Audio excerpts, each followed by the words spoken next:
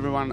My name is Dusan Duffek. I'm co-founder of RubixLab, which is international business incubator based in Slovakia.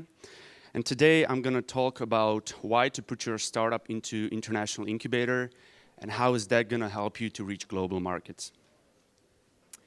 So before talking more about the incubator, I would like to share a few of my personal stories that explain how I got into the world of startups and what motivated me to create and establish international incubator.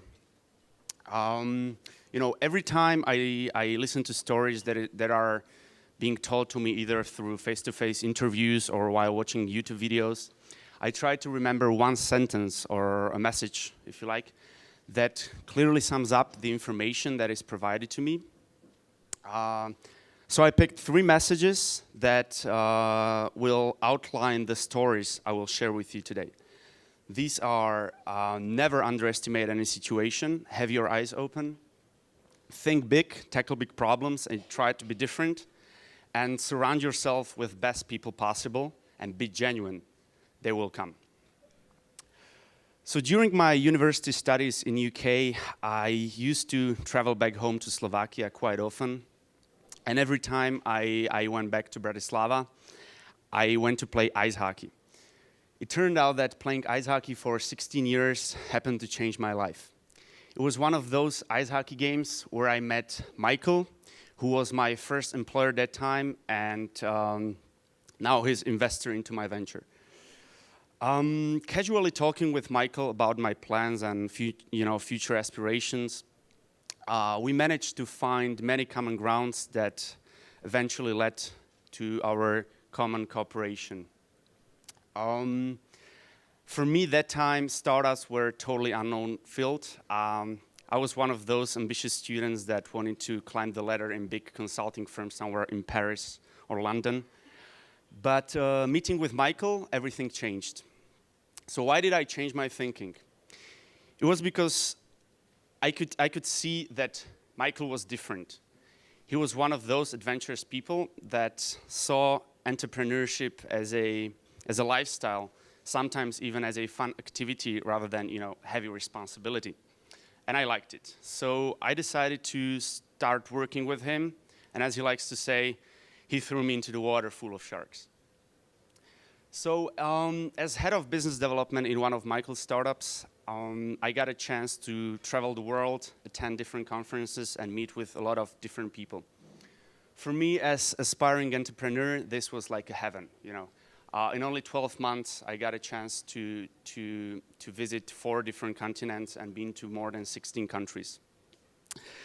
When talking to people from different countries and coming from various different cultures, I started to perceive how does the international entrepreneurship feel like. I sensed that in order to run a global company, one needs to be surrounded in international environment. However, every time I came back home to Slovakia, I could feel the difference. I could feel that international environment is missing. So I started to think, how can I change this? Among others, there were 2 events that happened to change my life. It was in Las Vegas where me and my team, we attended a big startup competition. We had a booth and many people came and talked to us. And at one moment, this guy, I believe he was American, he came to me and he was really curious about where are we from, what are we doing, So I explained, we are from Slovakia, small country in Central Eastern Europe. And that time, his reaction surprised me. Now, if I think about it, it doesn't surprise me anymore. He asked, Central Eastern Europe, do you guys have any internet yet? I had no words for that. So on another business trip in San Francisco, I had a dinner with a really successful serial entrepreneur from Slovakia, who was born in Slovakia but had been living in US for many years. So during our conversation, he mentioned that he would never hire any Slovak for none of his sales or marketing positions. And he further explained that, according to him, Slovaks don't have any global ambitions. Therefore, they cannot sell on global markets. So after these experiences, I decided to change this perception. It might sound like a very hard challenge to fight or to face, but I would like to say and use my favorite quote here that says, where there is a will, there is always a way. So it was this time last year when I started to have meetings with people that I could potentially get on board with my idea. I already got Michael on board, who was willing to invest and share my endeavors with me. But I was missing people that would share the same vision with me. But luckily enough, I managed to find them quite quickly. So as I was on Skype call with my childhood friend, Marek, who was living and working for a VC firm in Malaysia at that time, I mentioned my intention to internationalize the ecosystem in Slovakia. And it turned out that him and Martin, who was his flatmate at that time in Malaysia, they were considering moving back to Europe and setting up a business incubator there. So we all agreed there is definitely a need for such a project, and Slovakia should be a great place to start incubator in. So we got together and we started to brainstorm how we can differentiate ourselves from different incubators in the region, and what value we should provide to startups so they can start thinking globally from day one.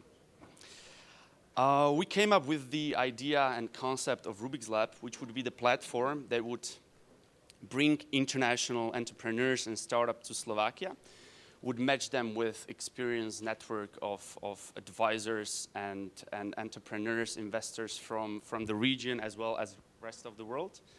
And on top of that, would attract very talented people from international universities who would join and help incubated startups. As a platform, we would also give space to external investors to provide their funding for the startups during the incubation program. So this is how actually RubixLab was born.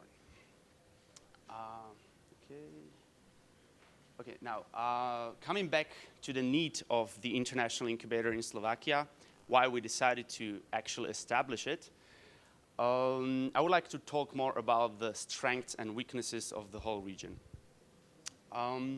So basically, it is well known that in Slovakia and in Czech Republic, which is a very close country to us, our universities produce great amount of people with technical skills. And as you can see, technical competences are represented as the most common skills possessed by people in the region. However, there is a vivid struggle when it comes to selling and internationalizing the products of local startups. So we at RubixLab decided to take advantage of the strengths and challenge the weaknesses. Okay, now that we had defined the clear vision of RubixLab, we came up with 3 pillars that would provide strong support for both entrepreneurs as well as the whole ecosystem. The first one is a creative space that we would like to have entrepreneurs feel like on the playground. We also decided to create and enable people, very young people that have entrepreneurial ambitions to take care of all of our services, such as HR, accounting, or event management. And basically, by doing this, we want to create a specialized spin-off companies that would be very good expert in their fields, but also strongly support our startups during the incubation program.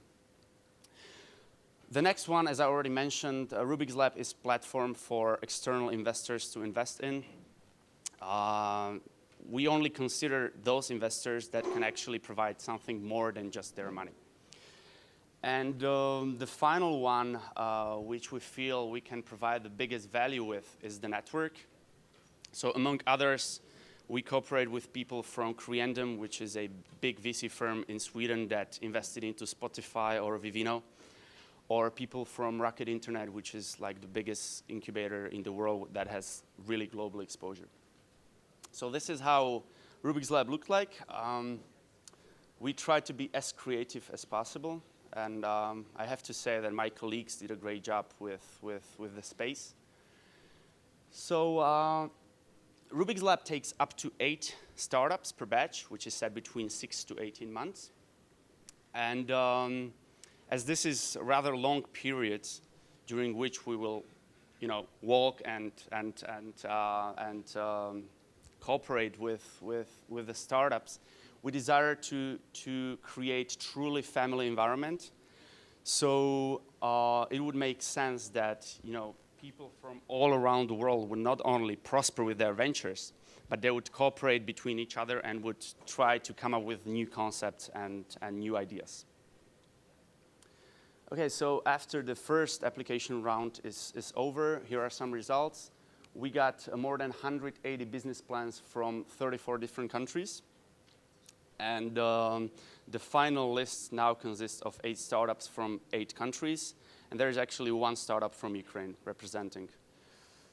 What's the future? So after establishing international incubator in Central Europe, we were thinking and we were asking what might be the future. So at RubixLab, we believe that there is a huge potential in emerging countries, emerging markets. And there are some few statistics that are actually, supportive of this argument, is that by 2050, there's going to be more than 80% of world population living in Africa and Asia only.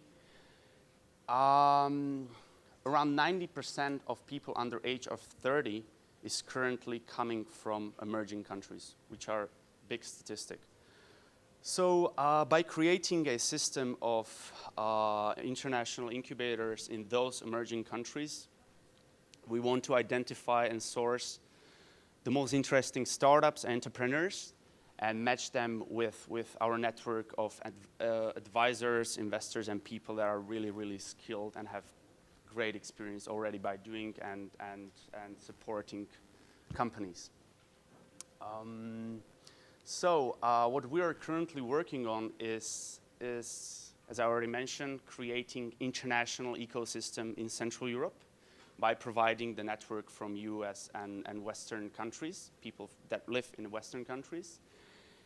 And we are building a highways to countries that are rapidly growing and that soon will definitely dominate the world. Okay, so the last thing I would like to say and actually wrap up my presentation with is a quote I heard some time ago, and it goes like, we don't grow when things go easy, we can only grow when we face challenges. Thank you very much. Thank you. Any questions? Anyways, there's some time I can leave. Have few minutes for questions. Any questions? No. Great. Okay. Thank you. Thank you very much.